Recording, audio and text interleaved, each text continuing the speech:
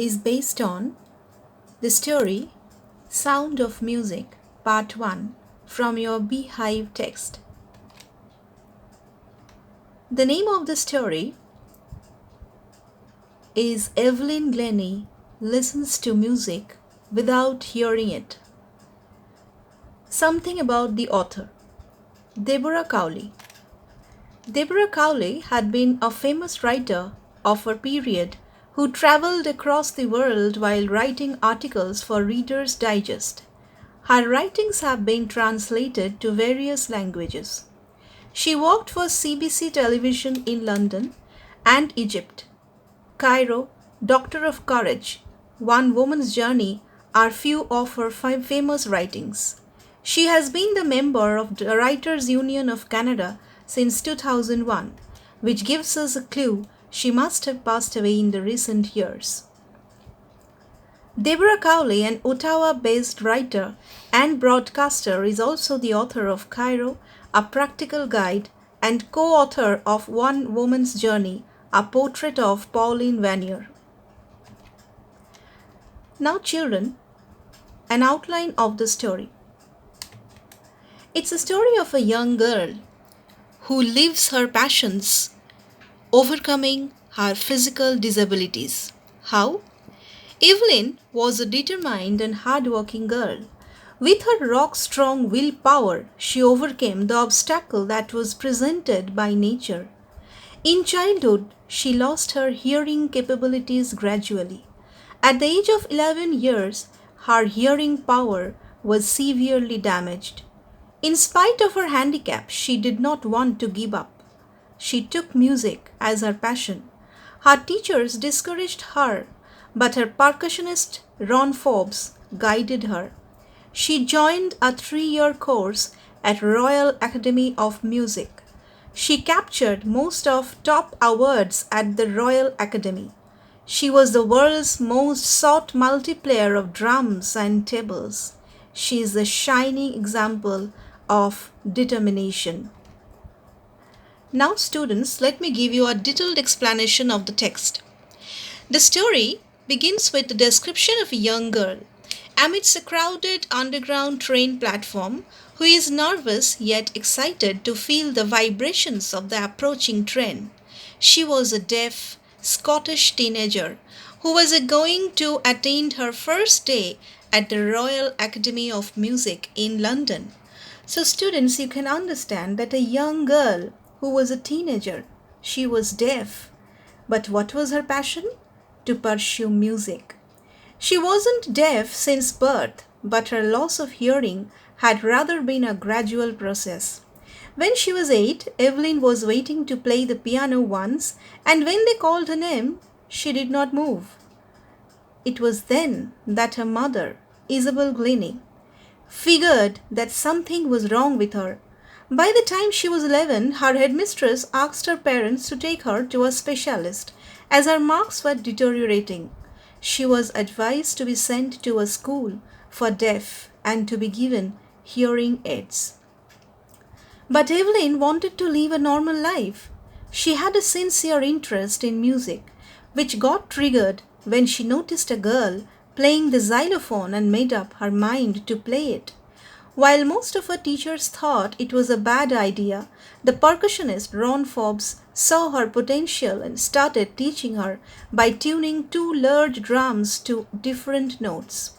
He suggested Evelyn sing a sound some other way rather than listening through her ears, and suddenly Evelyn could sense herself feeling the higher drum from the west up and the lower one from the west down.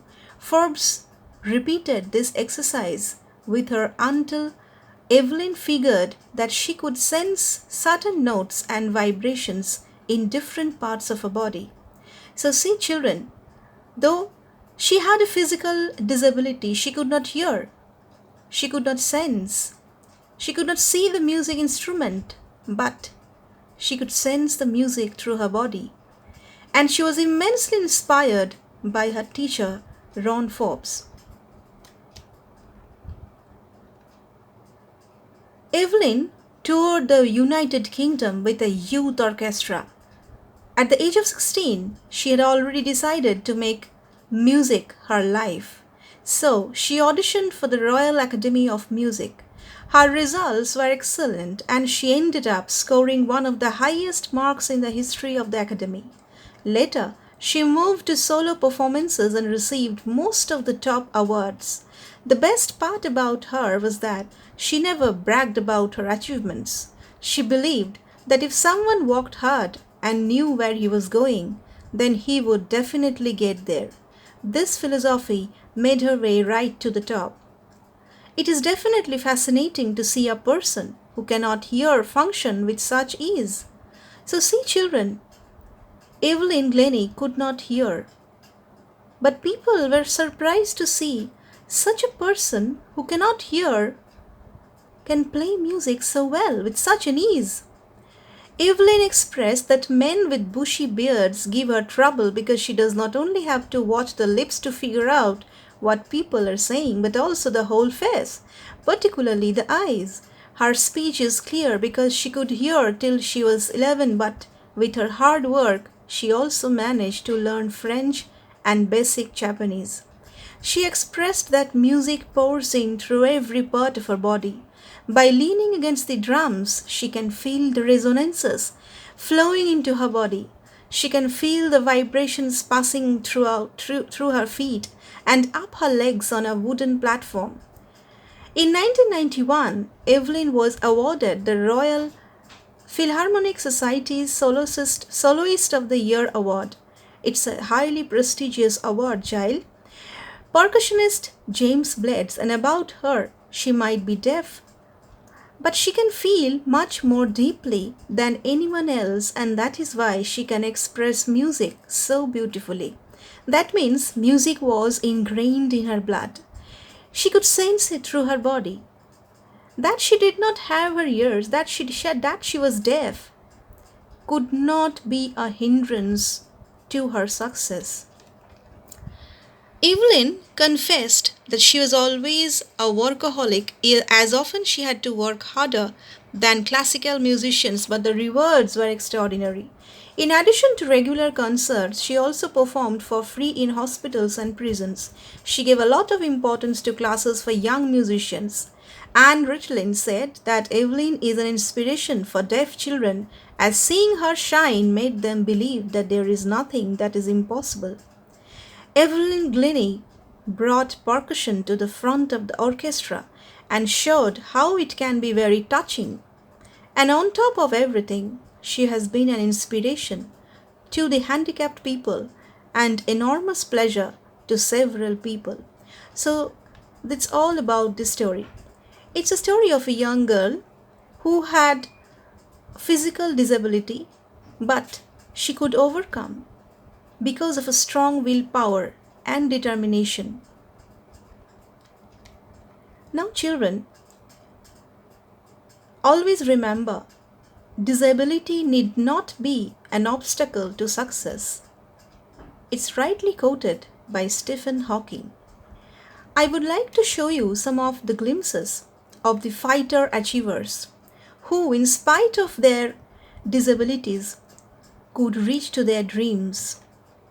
Despite suffering from scoliosis, Ira Singhal became the first physically challenged woman to top IAS exam in general category. Here she is. Girish Sharma lost one of his legs in a train accident and went on to win gold medal at Asian Paralympics Cup. Now, what is the message of the story? The message of the story is, we should not allow any of our disabilities or physical inappropriateness to rule over our dreams and inspiration. Children, life is one, and we are here to fulfill the very purpose of life. In order to fulfill our dreams and wishes, we should overcome all such difficulties as Evelyn did. The moral of the story is that we should never give up. Life is full of challenges, but it depends upon us whether we take up and face the challenge or just sit behind isolated. Evelyn Glennie is a world famous percussionist. She does not listen to music, she feels it. Hard work never goes unpaid. We human beings are wisest livings on the earth, and we should use our wisdom to achieve something in our lifetime. We should never fear from working hard. Rather, we should be ambitious to reach our goal. I would like to end up the explanation by quoting Sir Kalam's famous quotes: "Success is a journey, not a destination." Remember, children, dreams is not what you see in sleep, it's the thing which doesn't let you sleep. And finally, confidence and hard work is the best medicine to kill the disease called failure. It will make you a successful person. Thank you.